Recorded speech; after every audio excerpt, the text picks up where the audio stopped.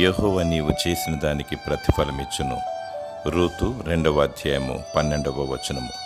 వాని వాని క్రియల చొప్పున ఇచ్చుటకు బహుమానము నా యొద్ద కలదు అని దేవుడంటున్నాడు. దేనినైతే విత్తుదమో దానిని కోసెదము. మంచి పనులు చేస్తే మంచి ఫలము, చెడు పనులు చేస్తే దేవుని శిక్షకు గురి అవుతాము.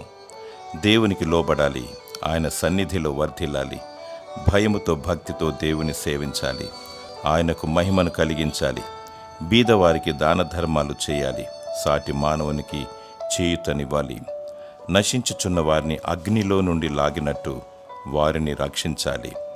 దేవుడు నీకు బహుమానము దయచేయను. దేవుడు నిన్ను నీతిమంతునిగా నీతిమంతురాలుగా తీర్చి నిన్ను దీవించునుగాక. ఆమేన్.